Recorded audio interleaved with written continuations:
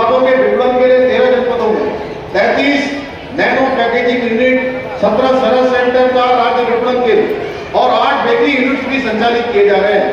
इसके साथ ही चारधाम यात्रा मार्ग में 110 आउटलेट्स के माध्यम से महिला समूह के उत्पादों की बिक्री की जा रही है।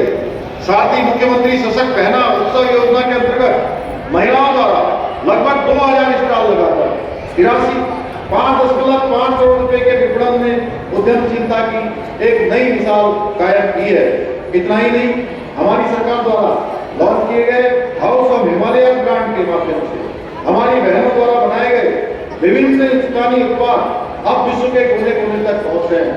मैं आदमी शिवराज सिंह जी का, भाई साहब का बहुत धन्यवाद करता हूं कि आपने कल से लेकर आज तक जो हमारे राज्य के अंदर आपने प्रवास किया है, विभिन्न समूह से बात की है, समीक्षा बैठक की है, उसके आधार पर आपने हाउस ऑफ हिमालय को प्रोत्साहन देने के लिए भारत सरकार के स्तर पर एक्सीलेंस सेंटर के रूप में हमको जो है स्वीकृति देने की घोषणा की है। उसके लिए मैं देवभूमि उत्तराखंड की सभी बहनों की तरफ से, देवभूमि उत्तराखंड के सभी नागरिकों की ओर से आपका हृदय से धन्यवाद करता हूँ, आपका अभिनंदन करता हूँ।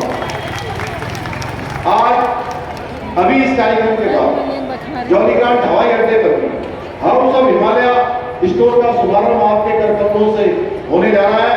अब हमारी दीदी बहनों द्वारा बनाए गए उत्पाद केवल हाट बाजारों में नहीं बल्कि हवाई अड्डों पर भी उपलब्ध होंगे। आज जहां पंतनगर हवाई अड्डे पर इसका शुभारंभ होने जा रहा है, वहीं हमारा जौलीग्रांट हवाई अड्डे पर आज शुभारंभ होने जा रहा है। उसके बाद पंतनगर हवाई अड्डे पर और उसके बाद पिथौरागढ़ हवाई अड्डे पर और दिल्ली में भी जो हमारा एविएशन का जो मुख्य जो ऑफिस है, वहां पर भी मैंने माननीय एविएशन मंत्री से उनसे भी अनुरोध किया है कि उनके स्तर पर भी, और आज आपने कह दिया तो इसके बाद तो हमको स्वयं जगह जो है इसके लिए अनेक विपणन के केंद्र मिल जाएंगे। हमारा ब्रांड केवल उत्तराखंड में ही नहीं, अब दुनिया में हमारी बहनों के द्वारा बनाया गया ये उत्पाद पहुंचेगा। आज हमारे राज्य की मातृशक्ति उद्यमिता के साथ कृषि और पशुपालन के क्षेत्र में बहुत शानदार काम कर रही है। और मैं उनके कौशल की बात करूं, उनके परिश्रम की बात करूं, तो सच में उनकी कोई जो है सीमा नहीं।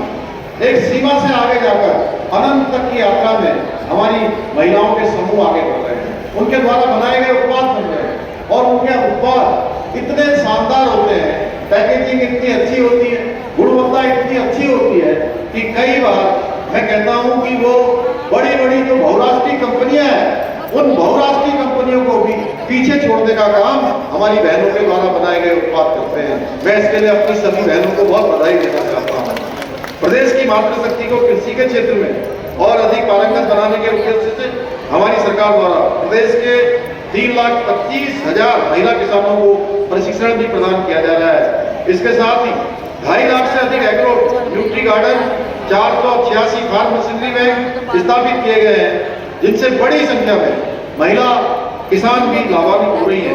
कृषि क्षेत्र में 14 से अधिक उत्पादक समूह, 15 एफपीओ बनाए गए हैं। इसके साथ ही 1400 से अधिक कृषि पशु सखी और 500 से अधिक हेल्थ कार्यकर्ता प्रशिक्षित किए गए हैं।